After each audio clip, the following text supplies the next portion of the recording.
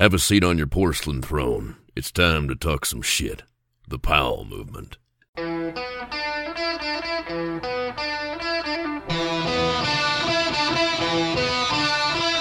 Welcome to the Pow Movement. I'm your host, Mike Powell, and this week it's Trade Show Week, and I'm off to Outdoor Retailer, where I'll have a bunch of meetings, line up podcasts, and see all the new products that will be available next season. It's always a fun time, lots of happy hours that I will attend and not really participate in, and a lot of business going on. To celebrate that, I have a business episode this week, and I haven't had one in a while. My guest is Maxx von Marbod. He's a dude who's had so many cool jobs in snowboarding, it's ridiculous. And now he's finally landed his dream job. Before we get into the podcast with Max, and I know I sound like a broken record here, but I want to ask you to do a few things for me. First, subscribe to the podcast on whatever platform you listen to me on. Second, follow me on Instagram at The Pow Movement, and if you like the episode, let me know. Finally, I want to ask you to support my sponsors. They're all great brands that I've been into way before they started supporting the podcast. They are Evo, Spy Optic, 686, Stanley, and the 10 Barrel Brewery. Now, let's talk to Maxx von Marbod. So we are getting into trade show season right now. Trade shows seem to be different now than when you started in the industry. Can you think back to your first trade show, and I'm guessing you were with Sims or someone like that, and describe what the show was like back in the 90s? Oh, man. Yeah, actually, I have vivid recollections of that show. That was 1994 was my first trade show, and I was a tech rep for a guy named Daryl West. He had just left Burton and was the Northwest rep for a company called Free Motion, who is the distributor for Nidecker Snowboards and a boot company called N Boots.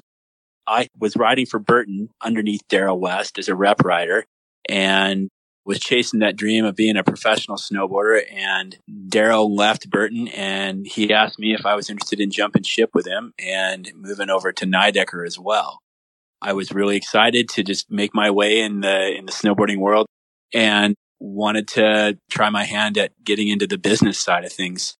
Yeah, so I went to this trade show. I was 19 years old, so not old enough to drink, not old enough to get into any bars. And that didn't really seem to matter because all the other reps just sort of snuck me into everything. It was a different kind of a trade show. I mean, one, it was a lot later than it is now. It was in March, so the season was kind of over. Then it was at this upswing when the snowboarding industry was just really starting to take off. There was two halls. There was a ski hall and a snowboard hall. And they'd thrown all the snowboarders in the other hall. And that was the fun hall. You went over the ski hall and it felt like a library. Everybody was quiet and wearing button-up shirts and loafers. And then you went over to the snowboard hall. It was just a wild party. I mean, you know, I'm sure you've heard stories of all kinds of debauchery that happened, you know, behind closed doors in the trade show booths. And this was my first Vegas experience, and my mind was just blown. What was the craziest thing that you ever saw at the show with your own eyes? Because I'm sure, like you said, there was a bunch of debauchery. And what was the thing that you left like, holy shit, I can't believe that happened in a business environment? You know, I remember a lot of strippers, a lot of girls walking around with guys that looked like pimps and going into booths, and then you're like, why are they going into there? And, you know, I was just like a 19-year-old kid. I didn't know any better. And I was like, these girls don't look like snowboarders. What are they doing in there? And then you would hear these stories of like, oh, yeah, well, they were going into the next booth and they were doing a show in there, you know, and you're like, wow. Most of my really fun experiences at the show weren't necessarily maybe even at the show. It was sort of like at night at parties after the show, and so many fun bands that these companies had all kinds of money to throw at action sports. I've seen Wu-Tang and Jane's Addiction, Snoop Dogg, House of Pain, wild bands in the early 90s that were sort of big deals back then. Getting snuck into these parties because I wasn't 21 yet and basically getting overserved Red Bull and vodka every year. At one point, after I was probably like maybe 25 or 26, I had lost a whole paycheck playing poker or something. And I was like, all right, I think I'm done gambling. And I'm just going to spend all the money that I ever would spend gambling. I'm going to spend on roller coasters. I'm going to buy my own beers. It worked out a lot better. Nowadays, the show's totally different for you. It's still a lot of money. It might not come out of your pocket because you're with the brand LibTech. And what is the cost of a show for a brand like LibTech? You guys probably have a 40 by 40 or maybe even bigger. When you think about it, when it's all said and done, is it a couple $100,000 to go to one of these shows? Well, it's funny you should mention that, Mike, because last year was the first year that Mervyn, the company that I work for, which is the parent company of Lib and GNU and Bent Metal, it was the first year we actually did an exhibit at SIA or at the Snow Show. We decided that we were seeing 80 to 90% of our dealers either flying them into our showroom here in Seattle, or we were visiting them at regional shows, seeing them on their turf. And it was a lot of seeing the same people. And we would only get them for 45 minutes or so because they were 15 minutes late from the last appointment they showed up at. And they really wanted to talk about strategy and didn't really want to see product because they'd already seen our stuff. And so, we just looked at that and like, okay, where's our resources best spent? And rather than spending, 6 figures on a trade show, and honestly, even more than the money, was all the staff and the manpower it took to plan and coordinate, and everybody not doing what their other job is and then coming down and being trade show people for a week. We just decided, you know what? Let's spend those dollars elsewhere. Let's focus on our dealers. Let's take that money and spend it on regional marketing support, on events, things like the Holy Bowly, flying key dealers out to Seattle, giving them factory tours. And I don't say that this is a good idea for every brand out there, that everybody should be pulling out of these shows. For us, it just didn't make sense. And to your point about what goes on at the shows now for us, we actually throw a big party. So I go, and Pete Sari and Anthony Duraco, our CEO, and a couple of team riders, we rent out a club, and our Rockies rep has all of his samples there. And we have a fun kind of happy hour VIP thing in the evening for key dealers to come and check things out. And then we pack up all of our stuff and we throw a big old barn burner rager party. And so we feel like this is the best way for us to be disruptive at a trade show environment, to really reach out to the customers of ours in a way that is unique and special to us. I would say for 362 days a year, I think that's a great idea. And for 3 days of the year, I'm like, man, I really wish we were exhibiting here at the Snow Show. And then I go back, I'm like, hey, you know what? That was a really fun party. And we kind of did what we wanted to do there. And that was hang out with our favorite people in a fun environment. Nowadays, it seems like a lot of the business is written at the regional shows, which happened before the big trade show. Are you guys at the regional shows there showing your product? Absolutely. I mean, I spend the past 2 weeks and for the next week and a half on the road at all these regional shows. Our CEO and my 2 account relations crew and one of our founders, we are bouncing around to all the shows all over the US and Canada, visiting all of our retailers in their backyard, talking about things that are important to them in their backyard. We get a lot more accomplished at a regional show sitting down with them. Yeah, you don't get the giant, big hoopla booth, but we haven't really been that company anyway. We're not going to win who's got the coolest trade show booth. So rather than, not trying to compete on that level, we just decided we would go visit them. All right. Well, a different strategy than most brands out there. It seems to be working out for you. And that's how we'll start the podcast. Now we'll jump into your life and times a little bit. You grew up, I think, Eastern Washington and Idaho. You had an older sister, a mom that was a school teacher, and your dad was a ski patroller. And I'm guessing he must have done something else. Yeah, well, you're almost right about all that. I have actually a younger sister. She's a year and a half younger, but she acts a lot older than me. She's definitely more mature than I'll ever be. But yeah, I grew up in Eastern Washington. I went to high school in Spokane. But really, when people ask me where I'm from, I sort of have that caveat of I'm kind of from Eastern Washington, but I sort of feel more like I'm from Idaho because my family had a house in Kellogg, Idaho, where we would spend all of our fun time, free time in the winter riding Silver Mountain, where my dad was a ski patroller. And in the summertime, my family has had property on a lake called Priest Lake for about 100 years now. And my mom was a school teacher and she would pick us all up in June and we would move to the lake. I was a lake kid. I grew up on a beautiful lake in North Idaho, water skiing, wakeboarding, hiking, biking, just spending a lot of time outdoors. So it was a really fun place to grow up. What did your dad do other than a ski patroller? Because it sounds like you have houses all over the place and life is pretty nice for a growing up Max. Well, we weren't rich by any means, but we had a big family and together we collectively worked together as a family. My mom has 3 sisters and a brother and they would pool all the limited resources they had. And we bought a house, for like 15 grand in Kellogg, Idaho in the late 80s. And Kellogg, Idaho in the late 80s was a super fun site. I mean, they were giving away houses. So you didn't drink the water there, but we had a house there. So we would all go there on the weekends with our cousins. And then the Priest Lake place was inherited by my great grandparents who homesteaded there 100 years ago. So we felt rich, but we were by no means rich people. But my dad was a banker by trade. My mom was a school teacher. So we were solid middle class. My parents got me my first set of skis back in the early 80s. And when I decided I wanted to snowboard in 1985, they were like, well, you're on your own there, kid. You can buy your own snowboards. We already got you a pair of skis. And so that's where I got into business of mowing lawns and shoveling driveways in the winter and finding odd jobs. When you were younger, it sounded like you wanted to be a surfer. You wanted to be the Rick Kane of Eastern Washington. And how does that even happen? Oh, man. There was this program on ESPN back in the day called Hot Summer Nights. It was just like surfing and volleyball and skateboarding and all these up and coming cool California sports. And I grew up landlocked in Spokane and in Idaho, but we had a lake. So I was like, I want to surf. That looks like the coolest thing ever. And my cousins and I, we got a scurfer and we're getting towed behind the boat as kids. And then we decided we'd take it a step further. And we took the straps off it and put grip tape on it. And then we were surfing behind the boat with a rope. So that kind of was my first sort of introduction into sideways culture. And I was a skateboarder as a kid. I had some buddies that had half pipes and, after school, we'd skate the ramps and stuff. So I skated and in the summer times, I wakeboarded and surfed. The spring of 85, my dad and I were going to go bear hunting in Idaho. There was a chance the roads were going to be snowed in. So we brought our skis and we ended up getting up to the place we were going to hunt.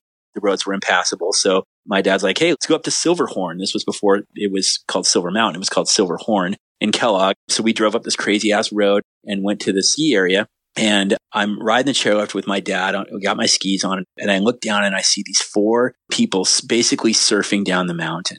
A couple of them are doing like kind of nose wheelies and they were just making these crazy arcs. And I'm just like, my mind was blown. And I was like, oh my God, these guys are surfing on the mountain. I want to do that because I wanted to be the surfer like Rick Kane. Like one of my favorite movies as a kid was North Shore. So I saw that and the light switch went on. And that next winter, 86, I think it was 85 or 86, we went to Schweitzer ski area for New Year's and I rented a Sims pocket knife and they had just allowed snowboarding on the mountain and there was no instructors or anything. And I went out and got after it. After that, I really parked my skis. That was it. Before we talk about snowboarding too much, you said you were going bear hunting when you saw snowboarding for the first time. Have you ever killed a bear? You know what? I would go scouting with my dad for coyotes and deer and bear, but I just couldn't bring myself to pull the trigger. And I don't really have a philosophical opposition to people who hunt if they're killing for food. And for what it's worth, like we ate everything that my dad shot. I've eaten just about anything with a tail. To this day, I go shoot targets with my dad and stuff, but not really a hunter. Okay. And the goal for you when you get to high school is to do something in life where you never have to wear anything nicer than skate shoes and a t-shirt when you grow up. When do you realize that your goal is actually to become a pro snowboarder? Is that your freshman, sophomore year in high school? Yeah, it was right about then. I'd started working in a snowboard shop in Spokane and had started to meet all these sales reps and got introduced to a couple of pros. And it was like 1988 or 89. And I had a chance to meet Craig Kelly. And my world was just changed after meeting Craig. He was this consummate professional. And he was on this like world tour signing autographs for his new pro model. And I was like, oh my God, this is what I want to do. I want to be a pro snowboarder. And, there was the pragmatic side of me too that was like, well, that's not necessarily realistic. You better have a plan B. And my family is full of pilots. And so I was like, well, I'm going to be a pilot, but I'm also going to be a snowboarder. So there was this time from late high school into college, into pilot training, that I was sort of trying to do both, being a pro snowboarder or chasing the dream of being a pro and also going to school to be an airline pilot. With snowboarding, are you competing when you're in late high school in all the local contests and the contest in Washington? Totally. I was competing in the Northwest Series and I graduated high school in 93. And my age group had some of the most prolific snowboarders still to this day. I had to compete against Peter Line, Jamie Lynn, Joey McGuire, Temple Cummins.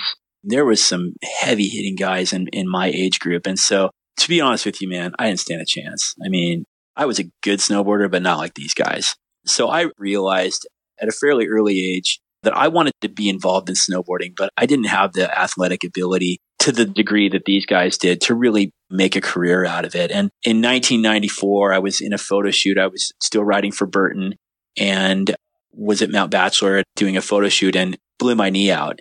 And it was sort of on that drive home, driving myself home with a blown up knee, driving stick shift, just trying to stay awake and not pass out from pain, that I was like, I don't think I'm cut out for being a pro, but I want to stay involved in this world. I just love the people and it's where I relate. And so at that point, sort of made that decision that, okay, I'm in pilot training. I'm going to graduate from pilot training, but I'm going to also give this snowboarding industry a try. And I wasn't even 21 yet. I think it was like 19 or 20 at that point. So pretty early on, I realized that I didn't really have the skills. So you realize all of this and you go to your pilot training and you graduate from that. Is the goal to be a commercial pilot? That was the goal. My uncle Richard was a pilot for Alaska, and the guy partied like a Kennedy. I mean, he was always going on these fun spring break style party trips with all the Alaska Airlines people, and all of his buddies would come to Priest Lake that were pilots, and we would end up just getting crazy at night at the lake. And I was like, this is the lifestyle I want. I want to have a lot of fun. And these guys get paid a lot of money and they travel the world and they get to go to cool places to ski. And I think being a pilot would be great. And that was sort of the way I could think about, like, okay, how can I do both? How can I have a good time and make a lot of money? And the pilot thing was something that was in my DNA. Both my grandfathers and my grandmother were pilots. My grandmother was a WASP, a Women's Auxiliary Service pilot in World War II. So I knew that aviation was fun. And also, I was born with pretty bad vision. In fact, until I was a year old, I couldn't even open my eyes. So I had all these people like, oh, well, you'll never be a pilot. Har, har, har. Like, the Air Force is never going to take you because you have glasses. And I was like, all right, well, don't tell me anything I can't do. I'm going to go do it. And so for me, it was like this personal goal that I was going to learn to fly planes, even though people said I couldn't do it. So my goal was really just to get through pilot training, graduate from pilot training, get my degree in aviation, and be an airline pilot because I like the challenge. Were you able to get your rating and all that through school? Oh, yeah. Yeah. I graduated from pilot training with a degree in commercial aviation and a commercial pilot's license. I still have my license. I'm not current, which means I couldn't take you flying, but I know how to fly airplanes. And it's a skill that I would love to get back to later in life. Maybe one day I'll have the money and the time. You never seem to have both at the same time, but maybe I'll have the money and the time to just fly for fun because I love flying. But you get that rating and you go through that schooling. I'm sure it's not cheap. And then you decide you're going to head to the epicenter of snowboarding, Mount Baker. You're going to go to school at Western. You kind of put off real life to snowboard and go to school. Do you have to pay for school or do your parents pay for that for you? We got really lucky. My grandfather, when he was doing his sort of end of life planning, his estate planning, he decided that instead of waiting till he died for everybody to inherit whatever it is he had, he was going to give his estate away while he was still alive. And so he created kind of a living will, living trust. And as part of that, he gave all of his grandchildren money for college. It was allocated for college. For what it's worth, his estate, in my family, is related to a man named Royal Riblet, who invented the chairlift. Huh. The Riblet Mansion is in Spokane, Washington, the Riblet Estate. And we inherited that estate back in the early 80s. And we didn't have the time or the resources to manage that. And so my mother and her sisters and brother and my grandfather, they decided that they would sell that estate to the Arborcrest Winery. And they took that money and put it into a shopping center that they had inherited from my great-grandparents who had built it back in the 40s. And they'd made some upgrades. So they took that money and put it back into real estate. And then when my grandfather was at the end of his life, he took that money and gave it all to his kids and they put us through college. Well, that is awesome. And really, that's when the part of your career starts that's going to keep you in snowboarding forever. Yeah. Because you have done almost every job in the industry, it sounds like. Feels like it, yeah. Now it is time for me to take a quick sponsor break. And my first sponsor is Evo. And they are a place I started shopping at way before they started supporting my podcast. Why? Because Evo does it all. Online, they have the best deals on the interwebs, and they offer free shipping on orders over $50, a low price guarantee, and the no-hassle return policy makes it easy to send things back if you have to. They also have stores in Seattle, Portland, Denver, Whistler, and I've been reading a whole lot about a Salt Lake City location in the works. In store, you are going to find all the brands, all the products, art, and a lot of passionate people who want to help you get dialed in for your next adventure. And for listening to the show, I've got a new deal from Evo for you on all Evo branded products. And everything they make is just as good or better than the big brand stuff.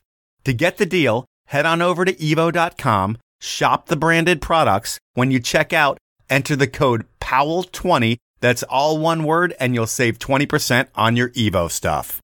My next sponsor is Stanley, another iconic Seattle brand that has been ahead of the curve since 1913. While we all know Stanley for creating those iconic green bottles that kept your grandpa's coffee hot all day long, they still do that, and a whole lot more these days. They still are all about adventure, and they still are all about keeping your beverages hotter or colder than any other product ever created. Aside from being the leader in hot and cold, Stanley has always been the right choice when it comes to the planet. If you're still using single-use plastics for your beverages, it's time to make a change for the environment, and I'm going to make it easier than ever to do. Head on over to stanley-pmi.com, buy some stuff, and when you check out, enter the code POWEL, the number 30, all one word, and you're done. You'll get 30% off your entire order. My next sponsor is new to the show, but 686 has been a fixture in the world of snow and independently owned, which is a rarity these days, since 1992. When it comes to technical outerwear, 686 is known for pushing the boundaries of design and construction. The fit and function of my 686 gear is better than anything I've ever owned. And what I'm quickly learning is that 686 gloves are hands down the best, most durable gloves I've ever used. From their industry-leading pre-curve fit to the mobile phone-friendly Sound Touch forefinger and thumb, 686 has thought of all the details. But don't just take it from me. 686 gloves are the only thing you'll find on the hands of athletes like Forrest Bailey, Parker White, Sammy Lubke, Matt Belziel, and Olympic silver medalist Kyle Mack. And in 2020, 686 has added 3 more amazing riders to the glove mitt team: Hannah Beeman, Laurent Demartin, and Gigi Roof, who will be putting out a signature model. You can find 686 gloves and outerwear at 686.com and finer retailers around the globe. Those are my sponsors. Now let's get back into the podcast. When you're in college, you get a gig as a tech rep, and what do you learn being a tech rep? Because I know there are long days in the snow and you're not riding as much as you would like to ride, but what do you get out of being a tech rep that lets you know that you want to stay in this industry forever? Well, I loved selling and I loved talking about snowboarding with people who were as passionate about it as me. And so Daryl West, who was, again, he was like the Burton rep and then it became the Nidecker rep. He kind of saw that in me and asked me if I would be interested in working for him. So I would go and do on-snow demos for him and go and do shop clinics and run around and do whatever it is that he needed me to do. I loved being a part of that world and seeing all these different snowboard shops and talking to the other people in the stores and the owners and the kids on the floor that were my age. It was just a blast, It felt like getting paid to go around and talk to my friends. And then with a quarter left in college, you decide you're going to drop out. You're going to take a dream job in snowboarding with Sims. And at that point, I think things are firing over at Sims. Yeah. Who are the riders at Sims at that point, and what are you actually doing there? Oh my gosh. Well, for starters, my mom was furious, but I was, a quarter from graduating, and I had some friends that had worked for Sims, and Sims was based in Blaine, Washington at the time, and they were just moving down to Seattle, and they were doing some pretty big expansion. They'd had some new investors that had wanted to pump a bunch of money into it, and they had seen what I had done with Nidecker as a tech rep, and I'd become friends with them. And they asked me if I was interested in going to work they had created this new division called Tech Force. It was basically a in-house paid tech rep position where you ran around the territory. You had a territory, the same as all the sales reps, and you would run around this territory and you would do on-snow demos and you would do clinics and you would educate the shop people. And it was a really fun job. They gave me a van loaded with 100 snowboards and they trained us all. They had a World Cup tuner come in and we spent 10 days in kind of boot camp learning how to tune snowboards. And then they just turned us loose. Our job was to basically create interest in the brand at every ski resort and ski and snowboard shop in the territory. And I'd gotten invited to go down to Mammoth to assist with a team photo shoot as part of this group. And I get down there and there's these legends, like Noah Selaznik's there and Tina Bassich. And there's also these ripping amateur riders too, Alan Clark and Cale Stevens. And again, starstruck by the pros and getting to see this next level riding going down. And I came back up and there was this big shakeup that had happened and they had decided midwinter to cancel this Tech Force program. And you're like, fuck, I quit college for this? Yeah, I'm like, oh crap, what am I going to do now? I dropped out of school and they're like, no, we still want you a part of this company, but we'd like you to be involved in product development. And you came back from this trip and a bunch of team riders said that they really liked working with you. would you be interested in being the team manager for Sims? And I was like, well, yeah, but I mean, I'm 21 years old. I'm like younger than most of these guys. You really think they're going to take marching orders from me? So I agreed to take the job. And then first day on the job, the CEO calls me into his office. He's like, hey, we need to make some pretty big changes to the team. You got your finger on the pulse of what's happening with our AM team. We'd like you to make some big changes to the team. And here's a list of riders that we want you to cut. And here's a list of riders that we think, probably should keep. What do you think? I'm like, oh my God, you're asking me to cut Noah Selaznick. You're asking me to cut Aaron Vincent and Sabrina Sadeghi. And I'm like, oh my God, these people were like, one, they become friends of mine. They're legends. And they're like, well, you took the job. This is the job. But, on the flip side, we want you to help us rebuild a new team.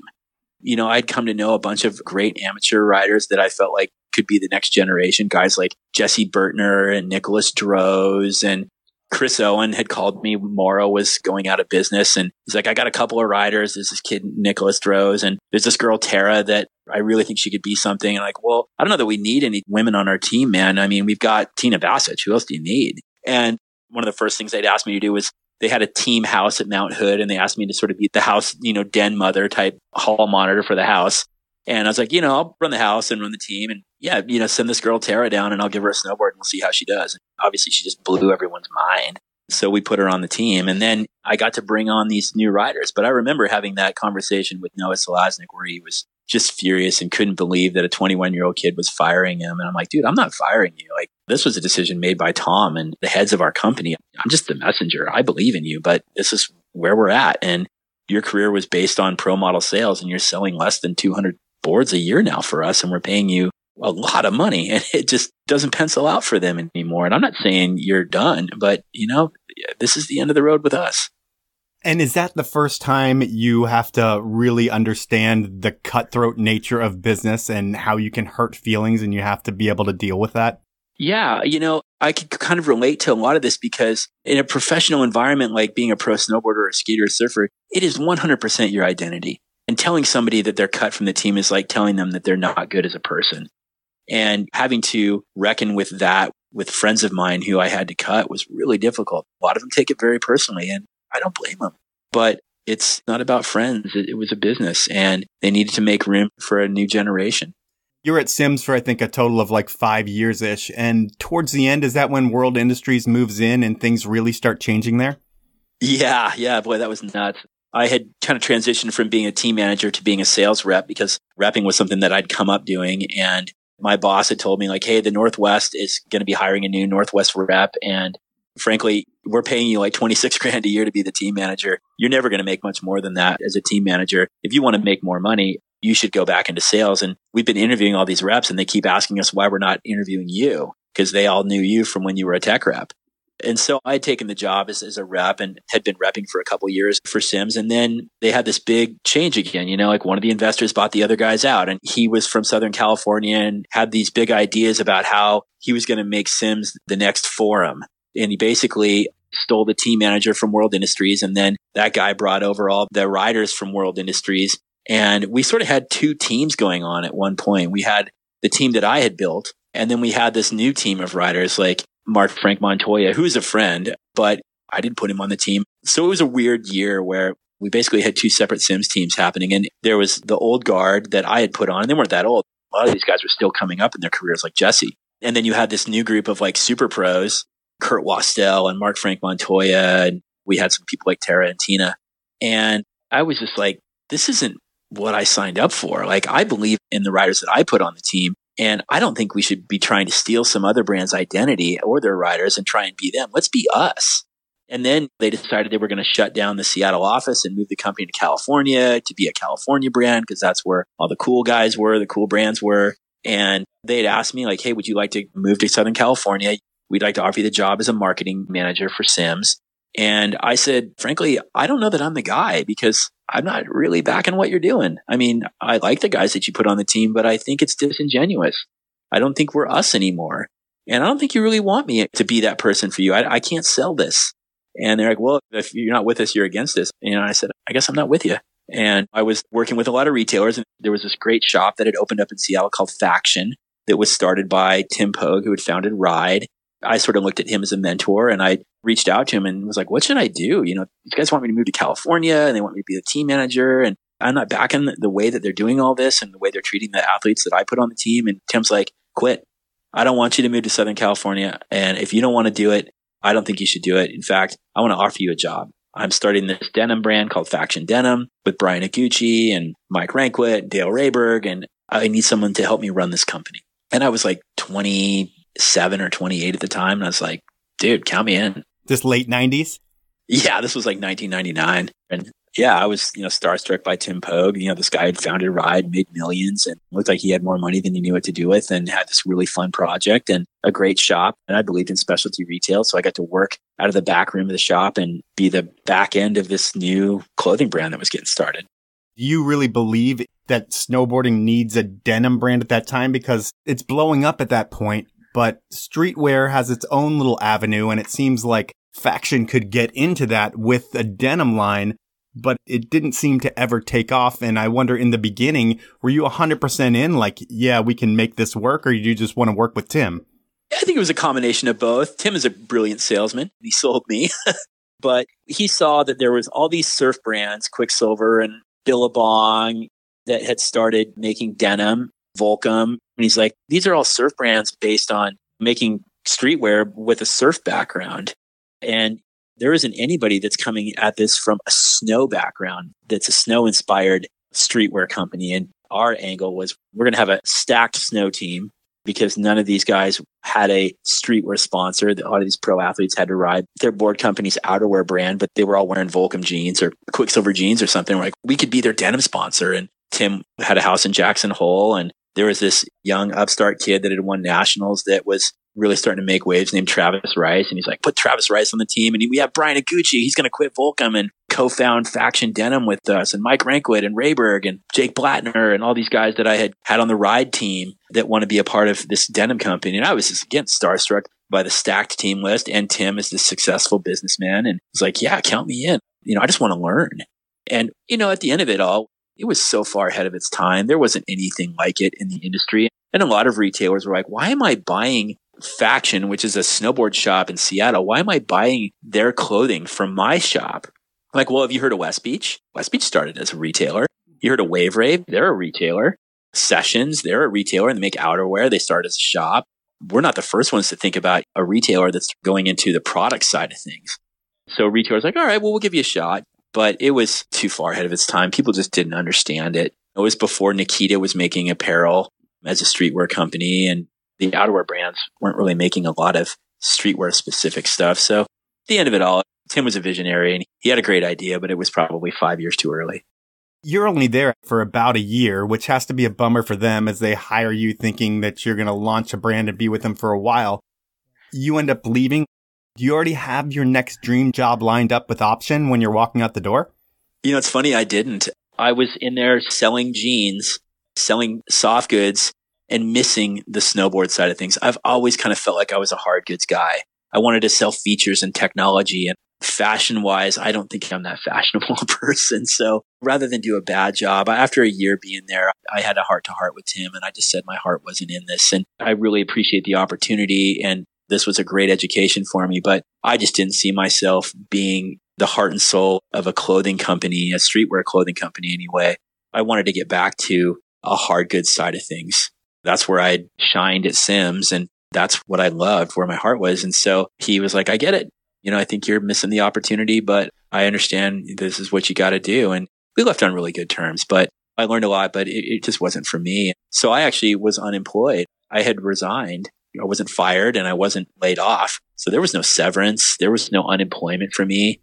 I was just out and figuring out my next move. And I actually signed up at the University of Washington and took some business classes over the summer. And kind of towards the end of the summer, I got a call from my buddy Chad Perrin. And he said, hey, we're looking for a U.S. sales manager for Option Snowboards. Chad and I had been friends from when I lived in Bellingham. And he's like, I told our VP of sales, this guy Byron Seegers, that you're the man. And would you be interested in coming up and interviewing? And I was like, yeah, man, count me in. I'd love to. And I know Option. I believe in the brand. I like the whole made in Canada by snowboarders. And it's a real brand with real product. So I went up to Bellingham and interviewed for the job. And Byron and I instantly hit it off.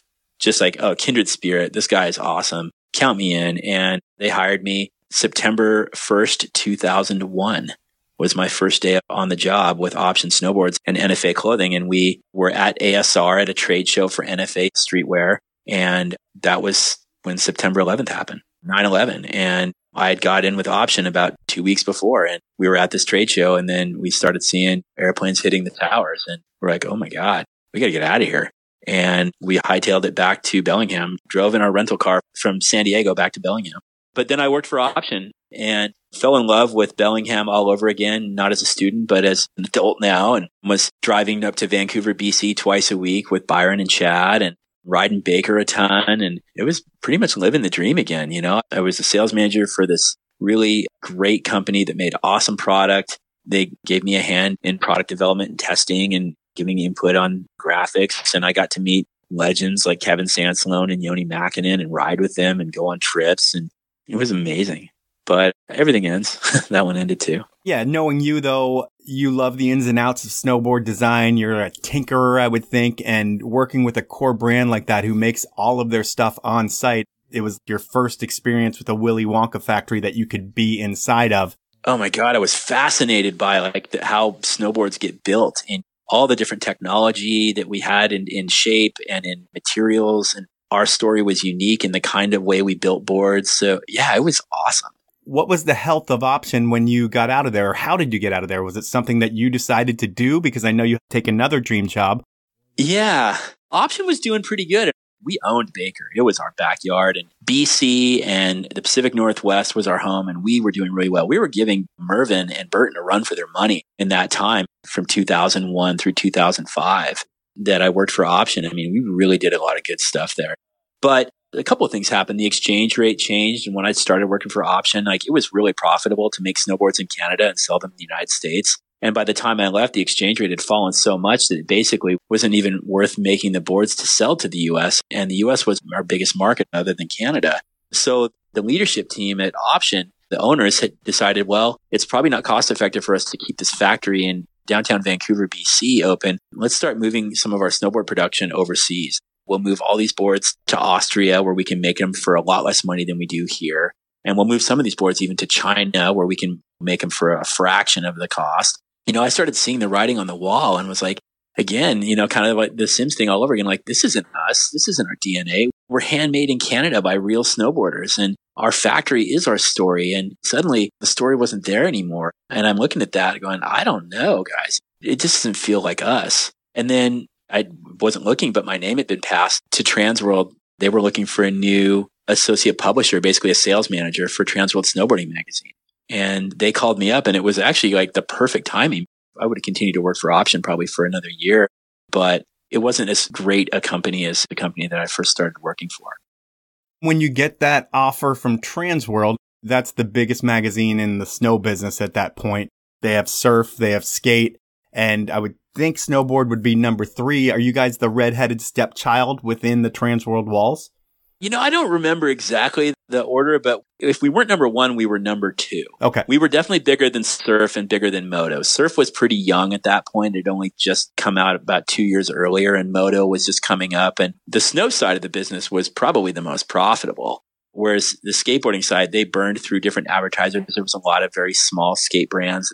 They would run, 1 ad or 2 ads and then go out of business. But snow was pretty stable. And I think, honestly, it was probably the biggest. It didn't have the circulation that Transworld Skateboarding had, but it definitely had the ad revenue, which was really Transworld's business model was ad sales.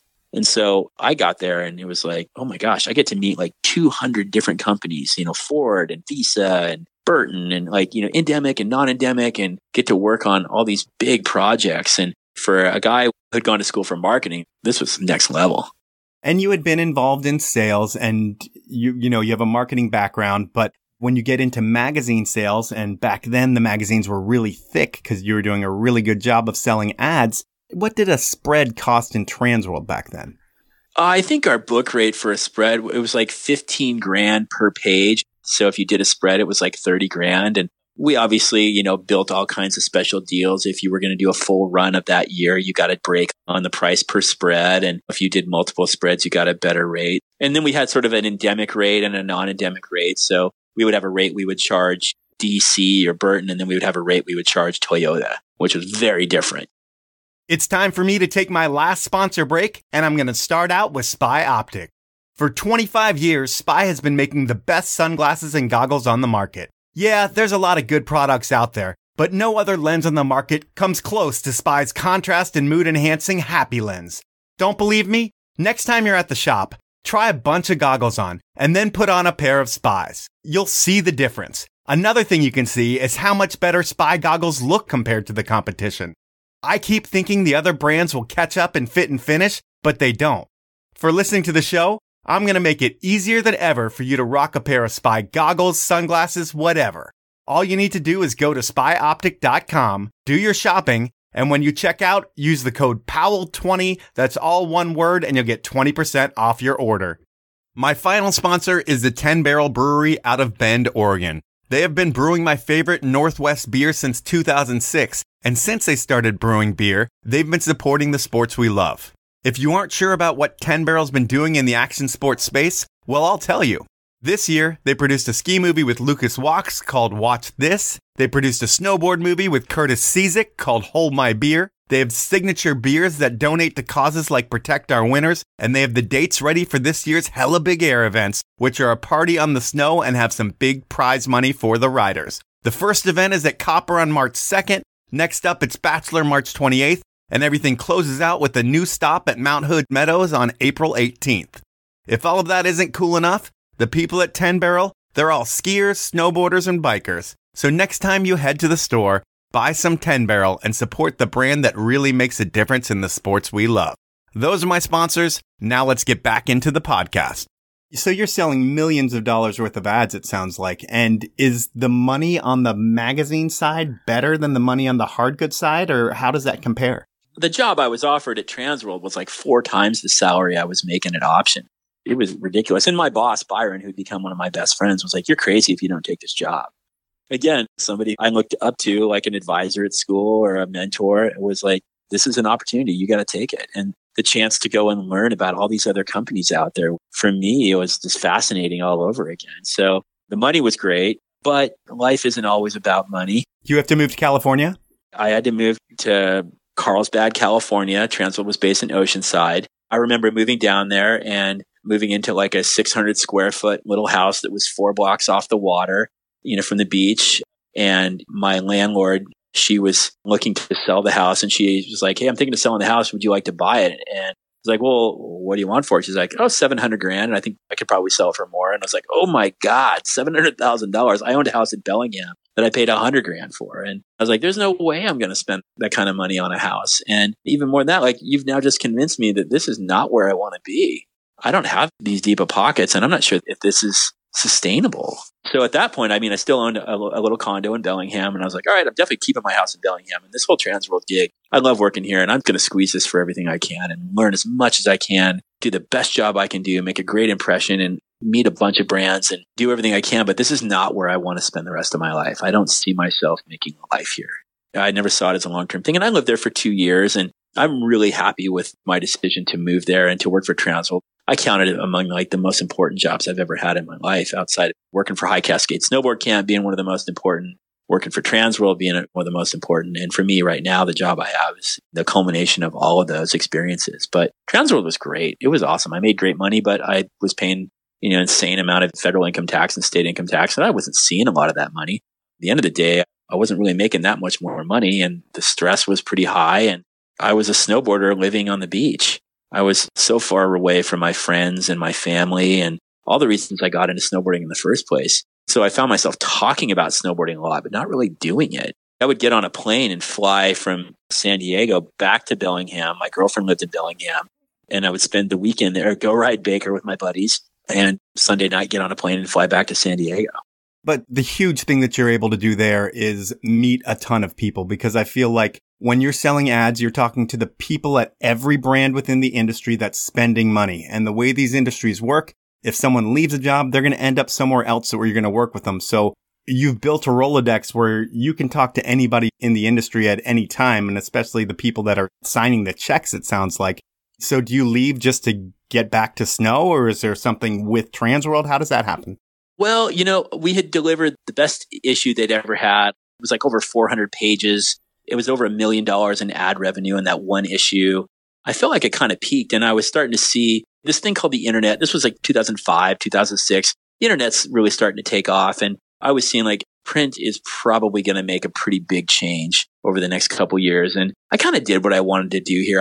I've met the people that I really feel like are going to make a difference in my career. And I've done what I can do here. And rather than do a bad job or preside over a sinking ship of an industry, I think it's time I get back to what's really important in my life. My friends, my family, snowboarding. I miss the Pacific Northwest. This is home for me.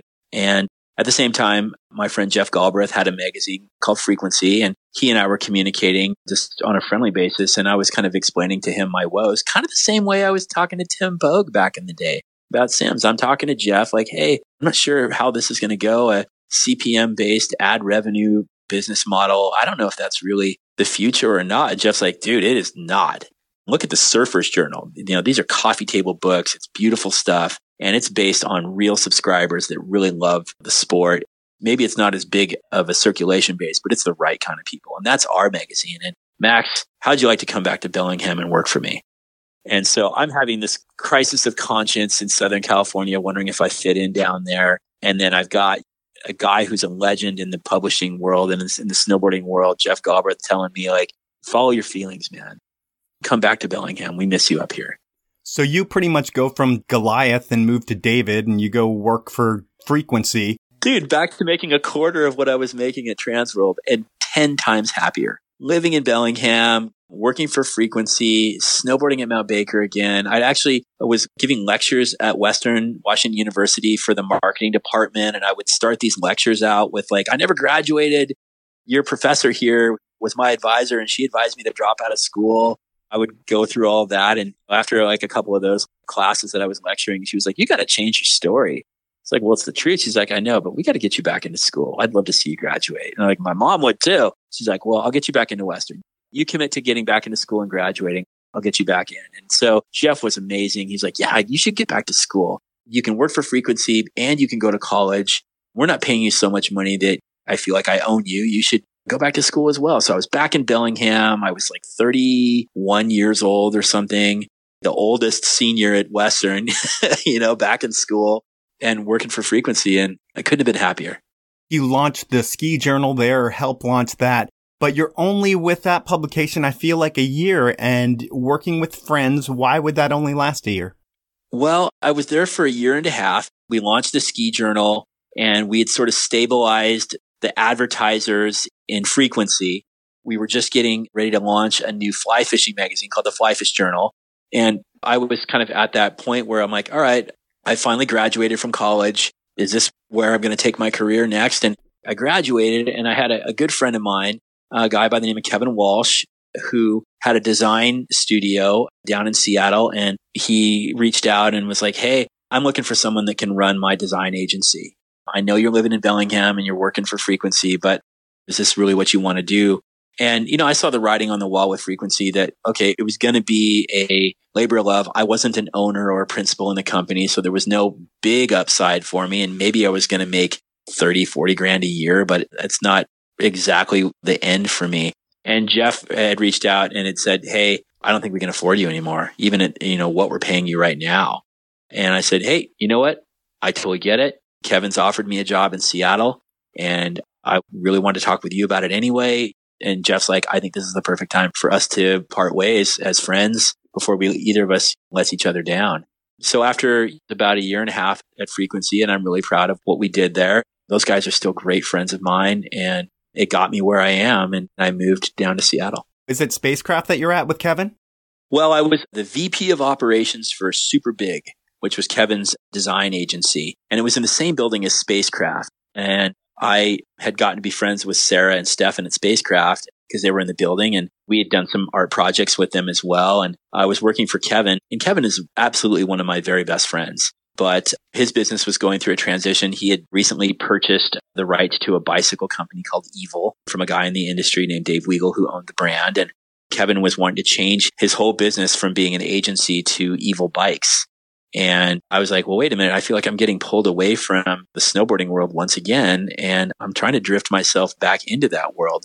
And Sarah at Spacecraft had reached out and said, hey, we'd love to have you come on board and be our sales and marketing director and use all your connections with retailers around the world and distributors and your experience in product development. Would you be interested in coming over and working for us? And I had a good talk with Kevin, and Kevin was like, dude, I'm moving towards the bike world and you clearly want to be involved in snowboarding. I think this is a great time for us to part ways as friends. I left Super Big, which not too many years after that shut down, and Evil was the priority. And I went to work for Spacecraft. And you're at Spacecraft, and we're going to have to go through a lot of your jobs because you have so many jobs. It's ridiculous. Yeah, I know. I've done some good ones, man. But Spacecraft lasted a little over a year, and I had some differences of opinion with the ownership group who wanted to transition from being this really cool made in Bali handmade art brand to something that was going to be sold at Urban Outfitters in Nordstrom. And I was like, this isn't us. We made our way in the snowboarding world. This is where I came from and what I'm really good at. If you want somebody who's versed in the fashion industry, I don't think I'm your guy. And I don't think this is a good idea for this brand. And Sarah and Stefan and I had to have that hard conversation, and they fired me, which was disappointing, but I think it was right for everybody. They wanted to go a different direction than I felt the brand should go. And so I'm probably not the guy to lead it there. You've had all these great jobs. You've never been fired before. And when it happens for the first time, is it just like a big punch to the stomach, or is it more like, I wanted to get out of here anyway? It was more relief than anything, because I was going to work just like, what am I doing here? You know, looking at yourself in the mirror going, is this really where I'm going to be best? Is this the company that I'm best for? And is this really where I want my career to be? You know, when they called me in their office, I was like, listen, guys, I'm going to save you the whole long speech and everything. I know where we're at. And it's unfortunate that you guys have made this decision, and I wish you the best of luck. And they're like, yeah, we wish you the best of luck too. We didn't come to blows or any like gnarly arguments. It was really calm and collected, and they gave a little severance, and I got to collect unemployment for a couple months. And shortly after that, Dustin Goss called me about coming to work for him at Pow Gloves, which is where I was at for 3 years afterwards. And I really enjoyed that time. So Pow was a great transition from Spacecraft.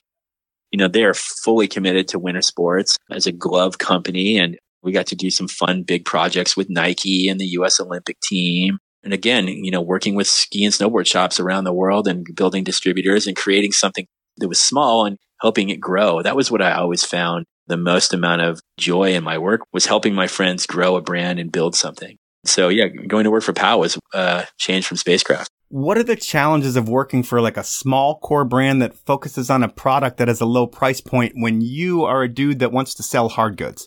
Well, in some cases I can actually point to like, what was the silver bullet here? It was getting a Gore-Tex license. And Gore was felt as a technical product.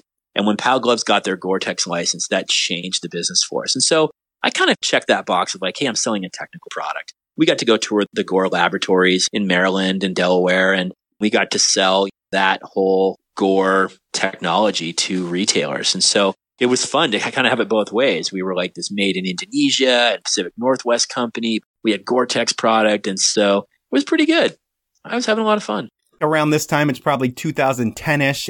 That's when you and Dave Billinghurst create Retro Fool's Day at Stevens. And it's a reason for you guys to ride vintage boards. And you are like the biggest snowboard nerd. And I say that in the nicest, most positive way. But you know more about snowboarding product over the past 30 years than probably almost anybody out there. How many vintage snowboards do you own? I don't really know. I'm going to say conservatively somewhere between 175 and 200 boards. Jesus, man. I know. It's a problem. I'd quit anytime I want, I swear. What do you think would be the street value if you found the right buyer for every board of your collection? You think it's like $1 million snowboard collection if you find the right people? I wish. No, I could probably pay my mortgage for a year. I've got some great boards, and I've got some boards that are worthless to anybody but me. For me, it was never about money. The first like vintage board I got was when I was at Transworld, and I was like, all right, I'm making a ton of money, and I'm going to get the one board that I always wanted that I never had. And that's my hero. Kind of like my snowboarding god. I want the first Craig Kelly Mystery Air. And so I got a Craig Kelly. And then it was like, oh, wait a minute. I want to get every board that I had when I was a kid that I had to sell to get the next board. And so then I started finding all the original boards, not the board, but at least that model that I'd had as a kid. And so that was this quest to get my first 15 or so snowboards. What would you say the top 3 boards in your collection are that have the most meaning to you?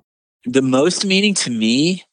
Man, I think as a collection, and I don't have them all yet, but getting each of Craig Kelly's pro models was a goal and still a goal of mine. And I have most of them. So I wouldn't say like a one single board, but getting all of his boards. And that first Craig Kelly Mystery Air for me is probably for me like the most important board in the line. It is snowboarding to me. And then, getting my very first Burton Elite Performer, getting that board was really important to me. As far as value goes, I've got some boards that are worth a couple grand, but it's never been about money. It's just about how they make me feel. Okay. And next up in your career, I think you go to the Nidecker group, which is Yes Now, Slash, and Jones. Is this the first time you're working with a company that has headquarters in Europe? Yeah, it was. And they had called me while I was at Pow, and I actually politely declined. Like, I'm really happy here at Pow Gloves, but I'm flattered that you guys would reach out. And then a year later, they hit me up again like, hey, we're serious. We really want you. We want you to head up our sales. And I had to talk with Dustin, and he's like, man, we love you here, and I'd hate to see you leave, but I don't want to hold you back in your career.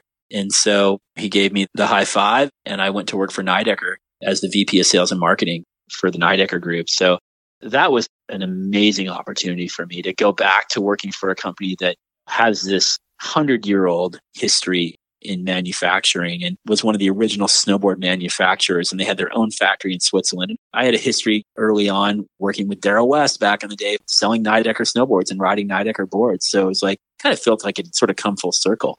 So it was a wonderful opportunity. I offered to move to Switzerland, and they're like, nah, that's okay. We'd have to pay you probably double. We're happy to have you there in the States. We really want you focused on growing our North American business and working with our distributors, obviously. But you could do that anywhere. You're going to be talking to them on the phone and on Skype anyway. So why don't you just create an office in Seattle? We have a U.S. North American distributor based in Bellingham. You can spend some time up in that office and some time in a Seattle office. And you're going to be on the road a bunch too. So you just work out of a home office. And I was like, okay, great. So I would go to Bellingham one day a week and work in the Nidecker USA office with that crew, which was awesome. I had a few friends of mine from, my Bellingham and option days that worked there. And then I was working with all of our distributors and retailers, and then the owners of each of these brands that they were the global license for Nidecker and Yes, and now Bindings and Slash. And so again, I'm starstruck. I get to go work with Jeremy Jones and DCP and JF Pelchat and Gigi Ruff. And that was super fun, and getting to play a hand in the very early stages. Slash was just getting started. Now was just getting started. Jones had been out for 2 seasons, and Yes had been out for 2 seasons as well. So it was really, again, being a part of something that was relatively small, but had a big opportunity, and to help those brands grow and to help guide that growth. It was a fun challenge. You're there for a couple years or a year and a half or so. And do you get headhunted by K2, or do you apply like anyone else would? How do you end up getting into the K2 brand?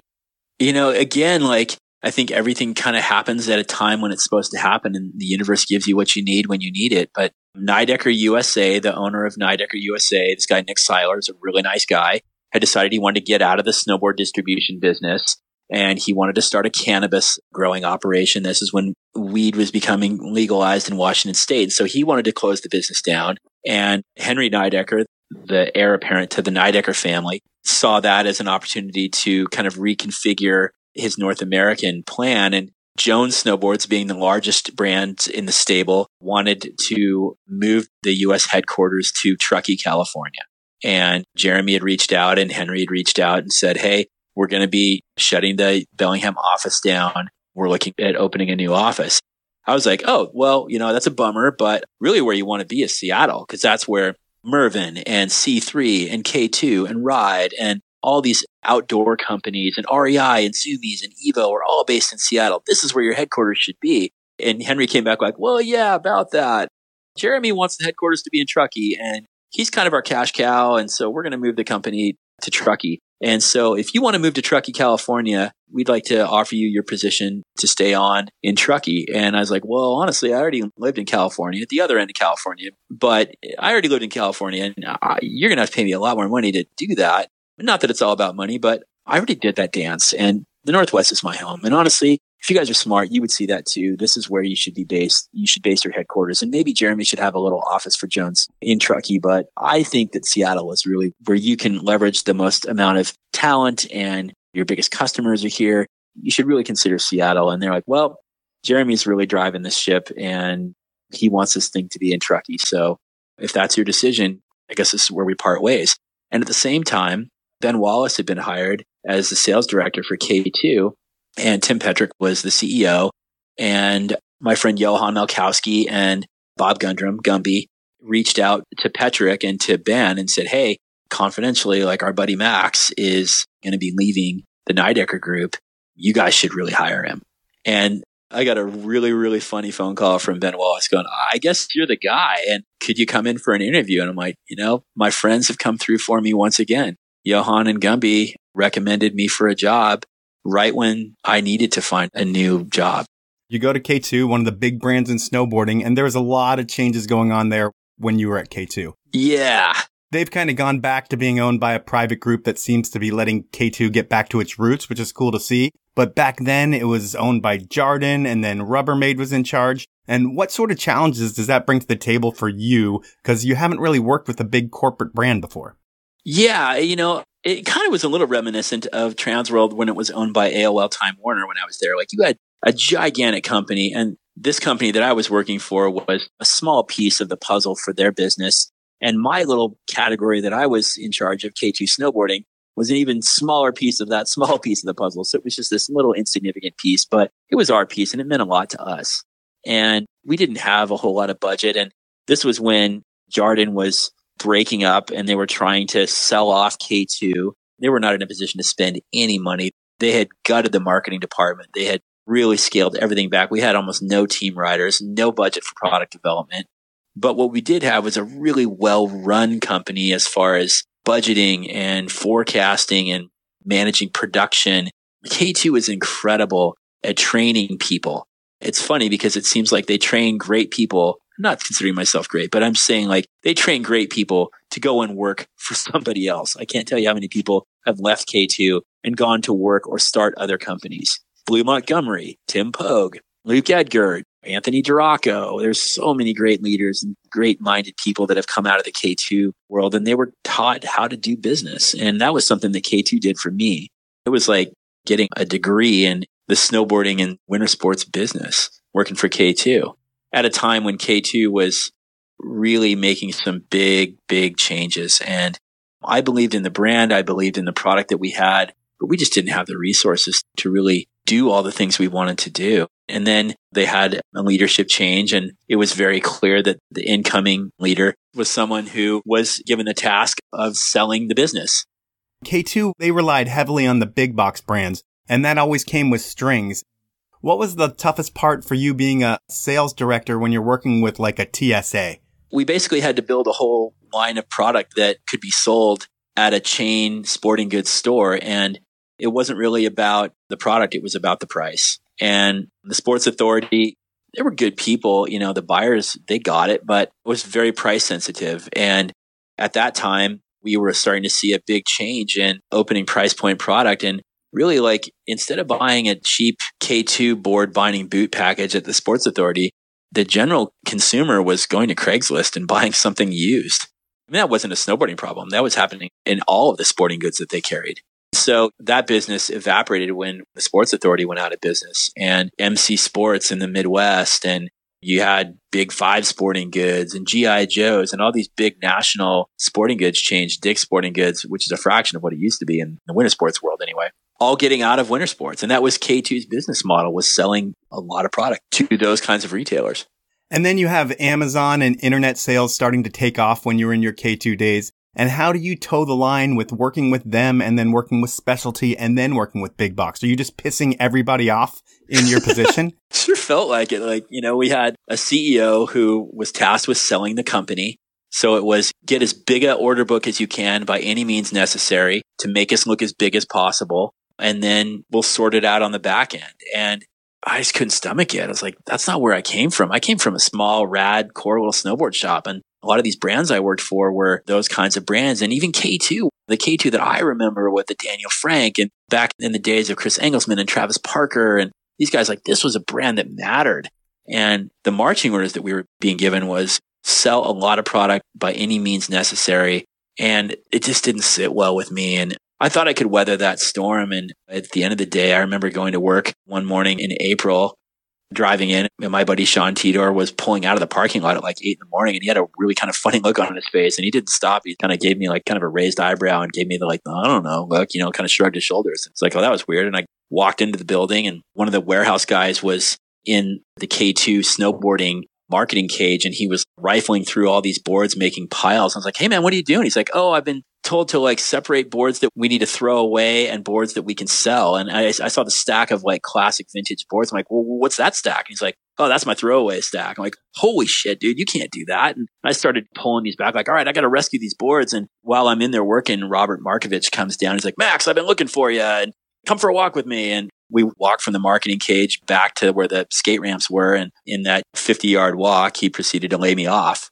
Like, hey, we're making some big changes here. And unfortunately, we got to cut $1 million in payroll this week. And this is going to be your last day. And I was just like, what the hell's going on here? And he's like, you haven't turned on your computer yet or anything? And it's like, no. He's like, all right, great. Well, we'll pack up all your stuff. Go grab your keys and you're free to go. And that was that. That's got to be a tough pill to swallow. You end up leaving K2, or you end up getting laid off by K2. I'm sure there's severance for you as well.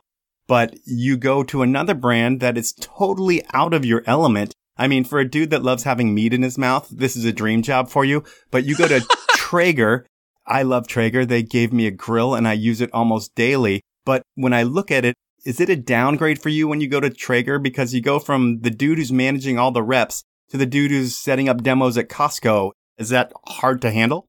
Well, yeah. Let me back up just 1 second. The day I got laid off from K2, I went back home that morning and I called my wife and I was like, hey, I just got laid off. And then randomly, again, like the universe gives you what you need when you need it.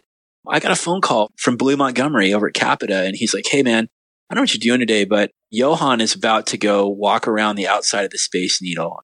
He had beaten cancer and he had done a big charity drive and he was being honored by Fred Hutch. And he was getting to walk around the outside of the Space Needle. And Blue's like, hey, you want to come down and hang out with Yo and I? And John Logic's down here. And I was like, oh my God, you know what? There's nothing more I'd rather do right now than be with you guys.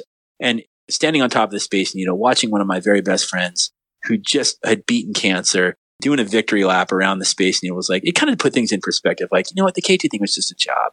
We got to talk about life. You got to love what you do. You got to love who you do it for. And you know what? It just really brought me back to earth. And I felt sorry for myself for about 6 hours. And then it was just like, boom, on to the next thing. And Luke Edgar reached out to me at Traeger and he's like, hey man, I know you have a Traeger. I know you love barbecuing. Would you be interested in working for Traeger? And again, kind of back to the whole K2 thing. They're great at training people. He's like, we love to pick people from the K2 scrap heap. John O'Connor, myself, Danny Bruce, and we've got several reps that rep for Traeger. And he's like, we're the snowboard company in disguise, man. You want to snowboard a bunch? Like our busy time of the year is April through November. And from December until April, it's kind of low tide for us. And you'll ride more than you ever rode before. And Luke Edgar to me is like, he was a legendary K2 dude. Legendary K2 guy and a legendary guy in the snowboarding world. And I was like, yeah, man, again, I want to learn a new thing. And I've had a Traeger for 5 or 6 years and I've always been into barbecuing and love cooking food. And I talked to my wife and she's like, you know what? Maybe it is time for you to take a bit of a break from the snowboarding thing and work outside of this industry into a much bigger industry and see how you can apply those skills. And I was like, yeah, I'll give it a try. So I went to work for Traeger and it was a blast. It was also eye-opening, but getting to work with hardware stores and barbecue shops and completely different type of customer base and retailer than the ski and snowboard world. I learned a lot. Again, gave me some perspective. Like our little world that's super important to us is also a very small world. And everybody eats. And there's millions and millions of people that have barbecues in the US alone. And here's a chance for me to be a part of something that's relatively at the ground level of an industry that's ready to have something that's disruptive jump in. And the biggest barbecue brands in the business were just boring. You would go to these trade shows and these guys were walking around in like khakis and button-down shirts and loafers. And it felt like SIA, back in the early 90s all over again. I went to work for Traeger and we're standing there in like ripped sleeve shirts looking like a bunch of butt rockers. We had like a theme for our booth. Like we would all dress up in a theme each trade show. And we were just so disruptive and so fun. And we would throw these wild parties. And then we would go to dealers around the country, giving them something that they'd never had before and showing them that they could make money and how they're going to get customers back in their store that really were never going to go back anyway. And now we're bringing them back in. And so it was killer, man. I learned a lot about business. And I will say, like to this day, I've never worked for a company that took care of their employees better than Traeger. That company knows how to do it. So I'm going to guess, based on your history of work employment, that you're with Traeger for a while. They're a great company for you, and you love barbecuing and smoking meat, but you want to get back into the snowboard world. Is that why you leave Traeger? Because meat is great, but you love snowboarding?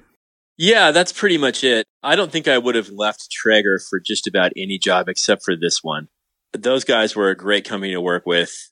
Working with Denny and Luke and the whole team there was honestly like going back to school. It was an education in business. And I just learned a lot about really good best practices and how proper marketing is done, on a bigger scale than I'd ever seen. I really enjoyed it. But at the end of the day, barbecue is something that I love to do personally, but it wasn't necessarily something I wanted to make a long-term career out of. Leveraging my career experience was probably better if I went back to the winter sports world. I loved it, but I missed hard goods. I missed snowboarding. I missed the connections I have made over my career in that world. And I just felt like this was something that I would regret if I didn't take the opportunity to work with Mervyn. I tried to ride for those guys when I was a kid. And when I was a sales rep, I became friends with a lot of the people inside Mervyn. And whenever I wasn't working for another snowboard company, whether it was Sims or Option, or later on, whenever I wasn't working for a snowboard specific brand, Pete and Mike were always great at giving me boards. They were so good to me. And it was a company really surrounding a lot of the same principles and things that I believe in snowboarding. And those guys are just the embodiment of that. So when I had the opportunity to work with them, as well as with Anthony Duraco, who I have a great admiration for and really enjoyed working with him at the end of his time at K2. When all those things kind of came together, it just felt like the right time. And I wouldn't have quit Traeger for anything except for this. And when I gave my notice to Traeger, my boss, Luke Edgar, who's a great guy, said, "Hey, I would try to talk you out of this if it were any other company being run by anybody else. But I can't because I know this is what you really want to be and where you want to go. So I wish you well." That happens with you with every job. As you get offered something else, you talk to the people that you're working with. They're like, "Hey, man, you got to run to this next one because it's a better opportunity." Did this one come together like the other jobs where there was an opening at LibTech and they called you pretty much and said, "Come in for an interview"? Or did you have to apply like a regular person? Because it seems like all your jobs have worked out through the network that you had built and you didn't really have to try to get the job. The job found you. Well, it kind of worked out both of those ways, Mike. There was an opening. My predecessor, a really good guy named Dan McNamara, announced that he was leaving Mervyn.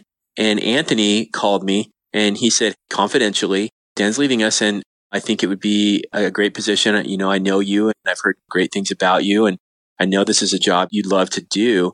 We're not going to go easy on you though. You got to interview like everybody else. We've got plenty of great candidates out there, but I wanted to give you the heads up that this is a position that's going to be open." I had to go through the whole process and there were some really well qualified people whose names I won't mention because they're still in the industry doing great things. But going through the whole interview process with Anthony and Jeremy, our CFO, I didn't feel like the job was mine from the get-go. I had to earn it. What do you do on a day-to-day basis when you get this dream job that you've wanted to ride for the brand forever? Are you stuck in a world of spreadsheets? And when you're not in a world of spreadsheets, are you on planes? I think it's a combination of a lot of things that make up my job.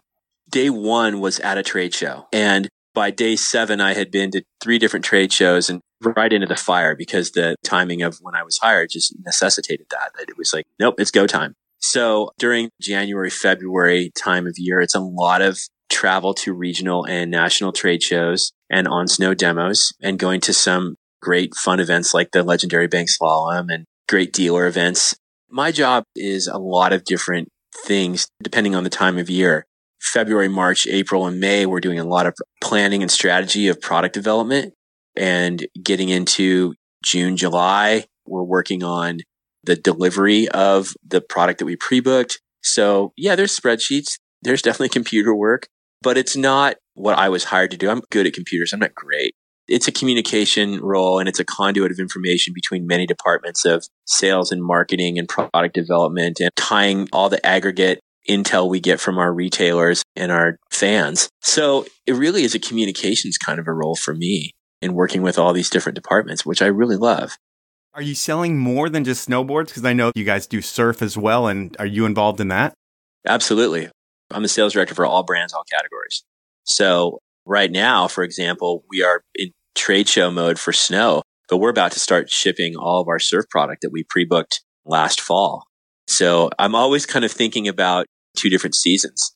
I might have a phone call with our Southeast rep this morning to talk about surf and how it's snowing at the beach in North Carolina right now, or have a call with Hawaii on any given day with one of our great retailers in Hawaii and talk about surf, or Southern California, obviously. I'm always switching hats. And I love that, the balance of talking about winter sports as well as surf.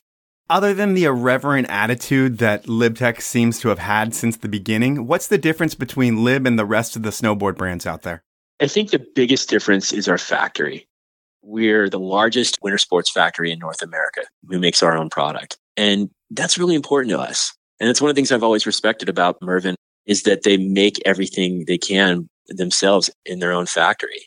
We have our own wood shop. Most of the ski and snowboard companies out there, even ones that have their own factory, they don't do their own wood cores. And we actually mill our own wood cores. We start with raw wood and turn raw wood into snowboards. And most of the factories in Europe or Asia, they buy their cores from a core supplier.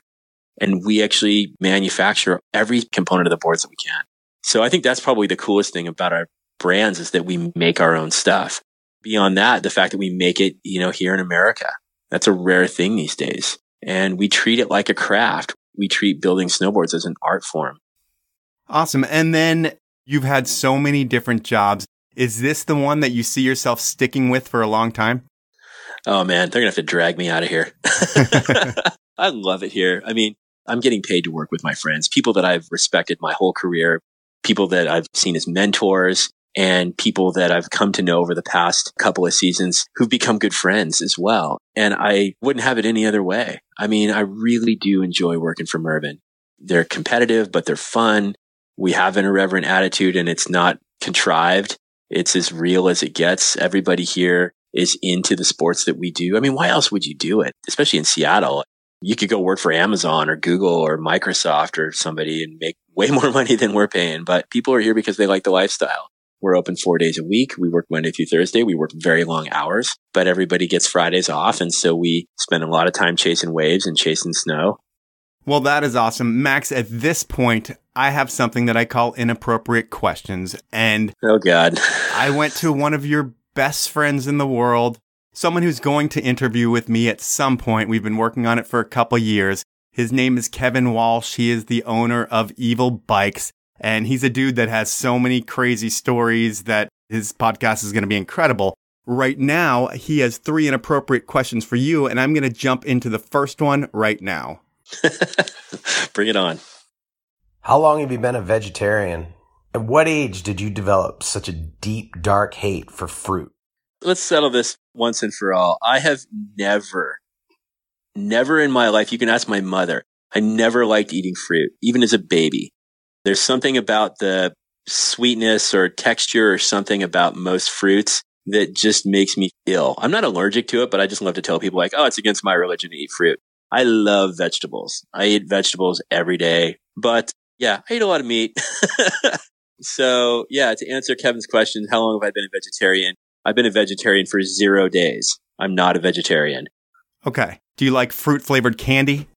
Ugh, no. Okay. We'll go to question number 2. If you could eat mushrooms and snowboard with anyone, who would it be and where would you go? Wow. That question was just telegraphed. That's an easy one.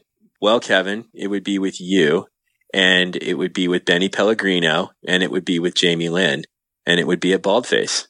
How do I know that? Don't worry about it. And here is your final inappropriate question. Do you find it hard to snowboard at your age? Oh, an age question. You're what, 56? I'm kidding. You're about 45, but do you feel it every day? Oh, man. Yeah, I do. Do I find it hard to snowboard? No. The heart wants to ride as often as possible. The body, maybe that's a different story. I find it hard after snowboarding to recover because I'm not in as good a shape as I used to be, and I don't have quite the skills I used to have. It's hard when you get older to realize that you used to be better at something than you are now. Right. So it's tough to ride as hard as I used to ride. I think now for me, it's really more about the quality versus the quantity. I'll ride real hard for 5 hours doing a bunch of hiking. Like yesterday, rode from 8 till 1, just charging. And then at 1 o'clock I was ready for a beer. Well, I want to thank you for your time. Your career, I mean, if you look at it on paper, you're a millennial that's not a millennial based on you have done a ton of different jobs, but everyone's been passion-based and everyone's been stepping up and up and up in the snowboard world. It sounds like you've landed your dream job now and they're going to have to drag you out before you're going to ever leave. So you're in the right place and you're a great dude who has worked hard to get everything that you want. And I congratulate you on that and thank you for your time. Hey, thanks a lot, Mike. This has been really fun. So that was time with Maxx von Marbod, and his career is a crazy one to me. For a guy like myself who spent 16 years at one brand, I can't comprehend the amount of change and learning that Max has had over the years. But the more I think about it, that's why everybody wants to work with him, because of all of that diverse experience. I had the privilege of working with Max for a couple of years, and when it comes to snowboarding, there aren't too many people that have the kind of knowledge that he has. It was and always is fun and informative to pick his brain about a topic, and I do it often. And if you're someone who's looking to get into the industry, do what Max did. Start small with a rep, and then make connections everywhere. If you're good enough and work hard, the opportunities will come to you. That's the podcast for this week. I want to thank you for listening, and if you have any questions or concerns for me, you can reach me on my social channels or at my email, mike@thepowellmovement.com. Finally, I want to remind you to support my amazing sponsors. They are Evo, Stanley, 686, Spy Optic, and the 10 Barrel Brewery. Have a great week, everyone.